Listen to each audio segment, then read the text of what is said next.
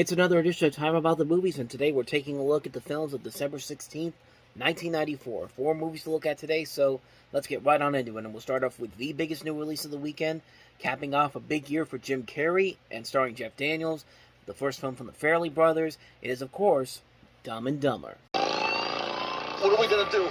I got an idea. Go! Faster!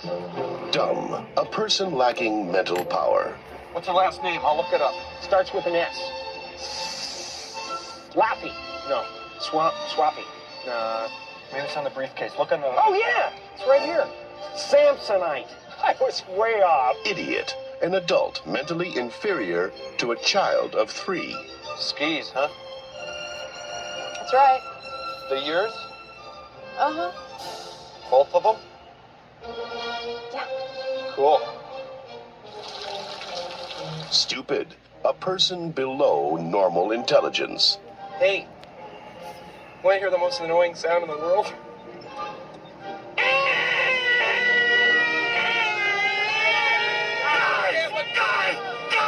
If they each had half a brain, they'd still only have half a brain. Oh, look, Frost. Hold on. Jim Carrey, Hold that plane! Sir, you can't go in there. It's okay. I'm a limo driver.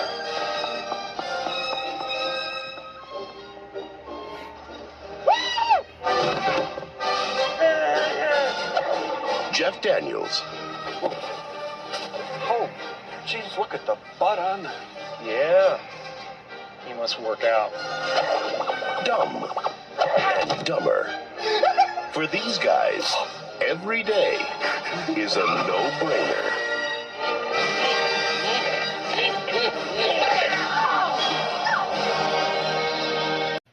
Remember when everybody thought that movies like this and shows like Beavis and Butthead were going to lead to the downfall of civilization?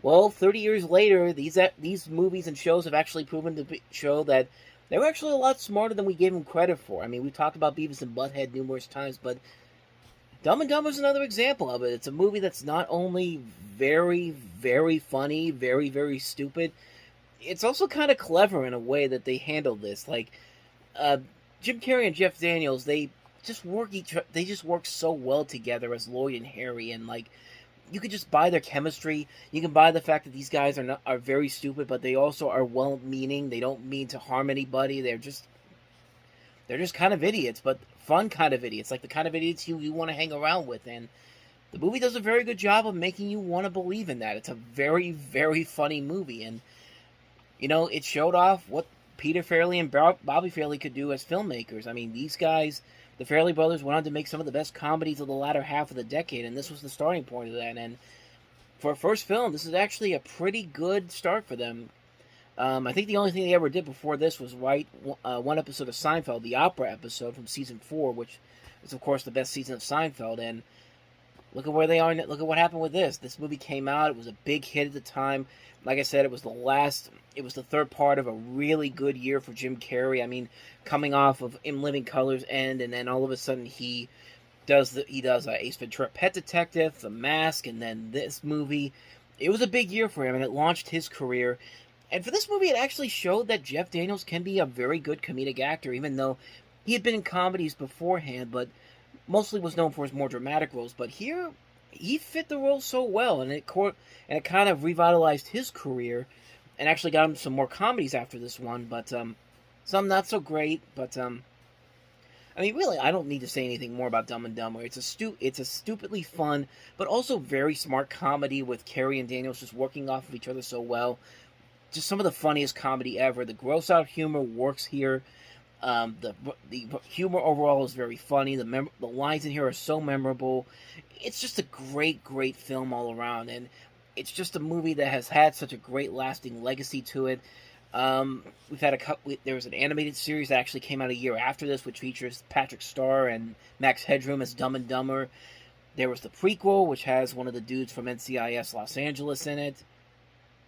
Was he in it? Actually, NCIS Los Angeles, which was not very good, but it still had some funny moments to it. And then we had Dumb and Dumber 2, which came out 20 years later, which I've kind of gone easy on it since it came out, but it's still a lackluster sequel compared to the other film, because with Dumb and Dumber 2, I think they played more than they could chew off. No, that's not what it's. Listen to me trying to make this. They bit off more than they could chew. That's what I wanted to say, because the people that they're trying to say are smart people in that movie are really, really stupid in that movie. With this movie, it kind of works. Like, these guys are the people that are supposed to be the intelligent people, the people that know what they're doing. They're not complete morons who can't figure out that, hey, this guy does not look like the same. Looks like this person that we don't have any pictures of, like in Dumb and Dumber 2, which that happens there. But I'm getting ahead of myself on that front. But we'll get to that one when we get to 2014. But like I said, nothing more I could say about the original Dumb and Dumber that hasn't been said already. It's a comedy classic. It's hard not to watch it whenever it's on TV. It's hard not to pop it in. It's just a film you can always go back to and just laugh your ass off with it. It's just a fantastic film. Just great movie all around. A great movie to end Carrey's great 1994. I love this movie, man. I think a lot of people love this movie too. Dumb and Dumber, you can't go wrong with that one. And so with that said, let's move on to the next movie, and that is Michael Keaton and Gina Davis starring in the romantic comedy Speechless.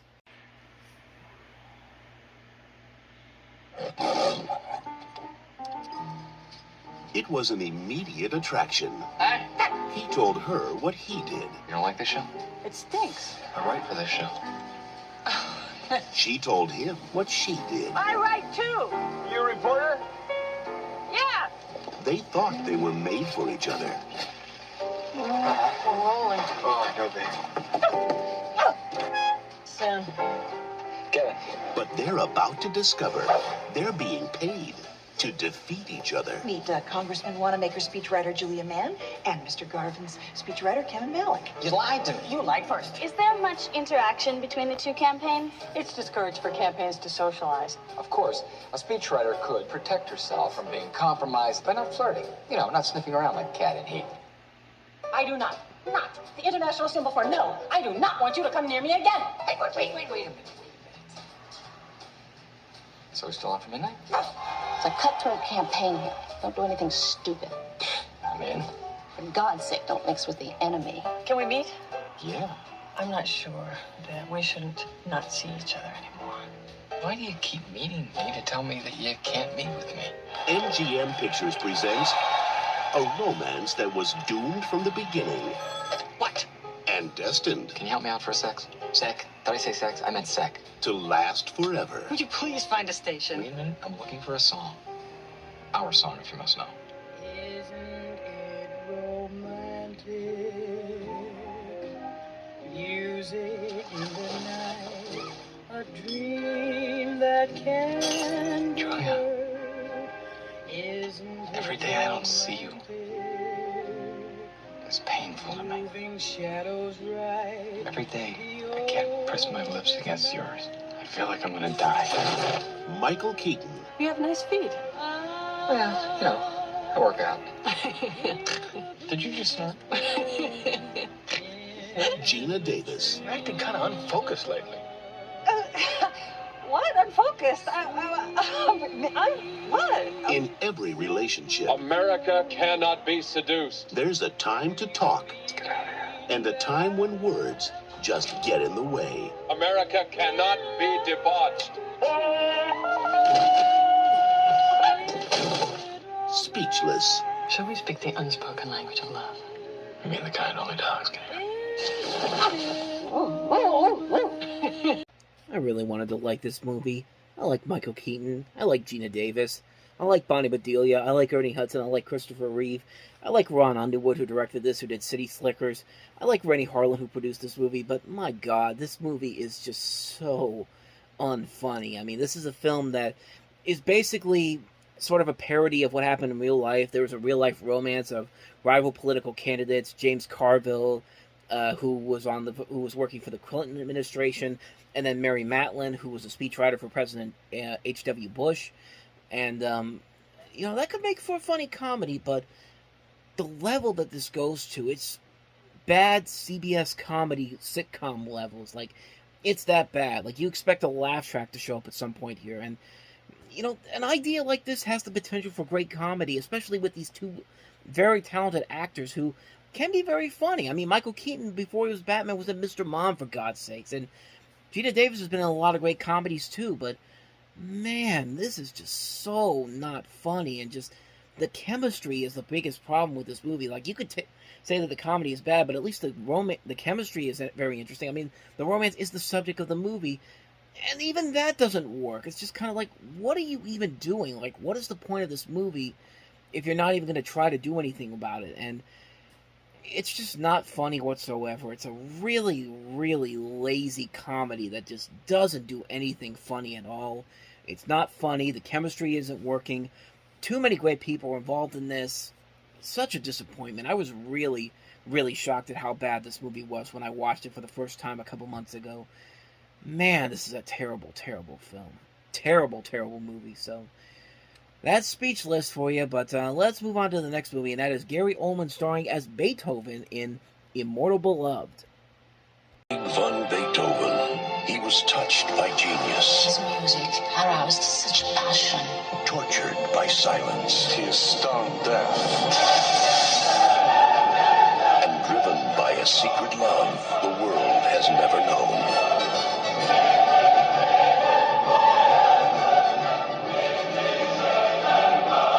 Gary Oldman, Immortal Beloved, rated R.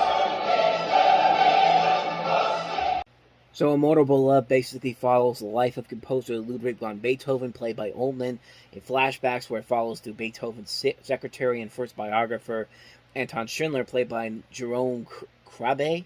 I always keep getting this name wrong. Jerome Krabbe, I think that's what it is.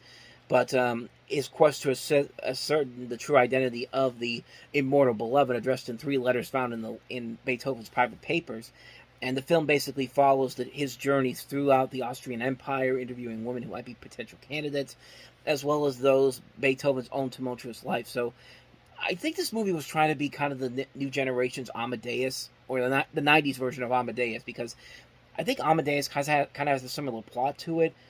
Bernard Rose, who directed this movie, his previous film was Candyman, which is a very good film. I remember seeing this one ages ago, mostly because of Gary Oldman as Beethoven had a lot of potential, and I honestly don't remember too much about it. I saw it once, maybe 10 years ago, but I really don't remember anything about it. I thought Gary Oldman as a whole did a good job as Beethoven, but everything else I just thought was just kind of like pretty substandard for a biography like this. And like I said, I thought it was trying a little too hard to be the next Amadeus. Like, Amadeus, I think, did this concept a whole lot better. But as far as this movie goes, it's been a long time since I've seen it, and when I saw it, I don't remember too much about it. So that's Immortal Beloved. Now let's move on to the last movie that we have here, and that is Jodie Foster starring in Nell.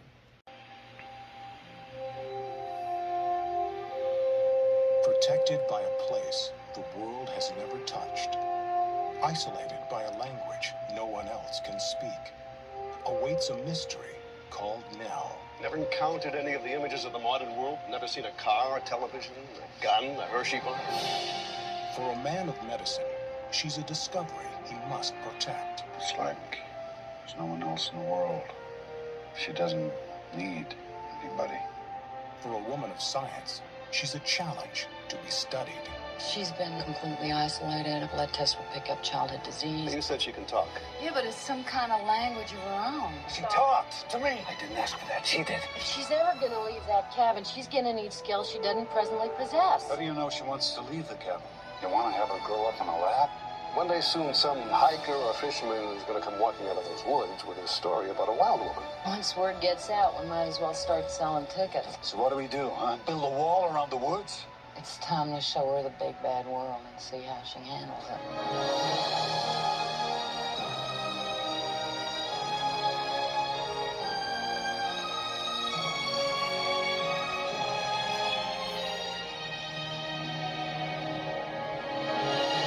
Scared?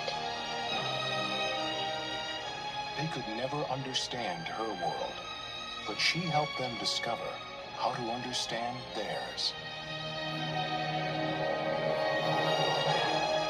Two-time Academy Award winner Jodie Foster the star of Schindler's List, Liam Neeson.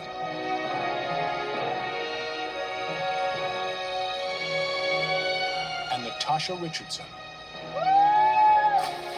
in a Michael Apted film about the power of innocence and a mystery called Nell.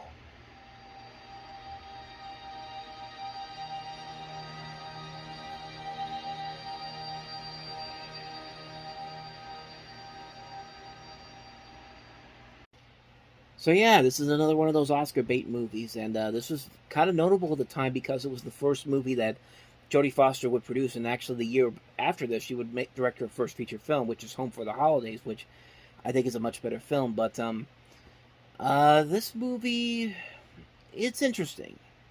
I think Jodie Foster is great in the movie. I think Liam Neeson and Natasha Richardson are very good in here. But yeah, everything else about this movie is just kind of mediocre. It's like a typical Oscar baitish type film. I think the performances are okay in here. Directed by Michael Apted. We talked about a couple of his movies before this. Trying to remember right here. Blank we saw early in the year, which was a pretty decent film. Thunderheart, Class Action. We've talked about some of those movies.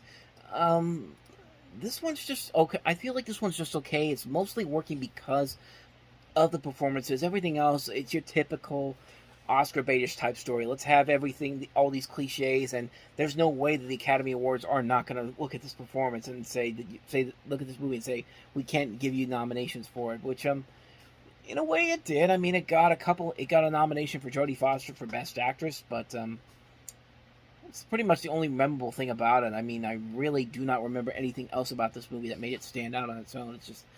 It was just another Oscar baitish type film. It's a film that you got all the tropes in there, and the only thing that's keeping it going are these performances, and I think everybody in here is doing the best that they can given the material that they have, and really that's the only real thing you could say about it that actually does kind of work, is that the performances are carrying it through. It makes this movie kind of stand up for a little bit, and you actually want to check it out at some point, but it's not something you're going to watch over and over again, honestly. Like, it's something that I've only watched once, and it's just like, I'm glad I saw it. I have no real reason to watch it again, so there you go. Now, so on that note, we wrap up another edition of Time About the Movies. Next time, we'll have some movies to look at, and I say some because, of course, we go to Box Office Mojo, and they don't have all the movies listed in one order, but there's at least 9 movies that came out on Christmas weekend in 1994, so you know what we're going to do? I'm going to split them up, and then the next time on the next episode, I will put some 1994 leftover films, because there was a couple films in there that I did not see, but I know we didn't get to talk about next Karate Kid, but at least for this next episode, I'm going to focus on Little Women. I'm going to focus on The Jungle Book, Disney's original live-action Jungle Book by Stephen Sommers, IQ, Richie Rich, and Street Fighter. And then the other movies that are on here, Ready to Wear, Safe Passage, Legends of the Fall, and Nobody's Fool, I'll save that for the episode afterwards. So the 5 we're going to look at next time around: Little Women, The Jungle Book, IQ, Richie Rich, and Street Fighter. So those are the 5 that we'll look at next time. But until then, thank you very much for watching. And if you want to see more videos like this, please hit the playlist on the next page. Check out the previous episode. And I'll see you guys tomorrow for another episode. So thank you for watching. I'll see you next time. And until then, as always, take care.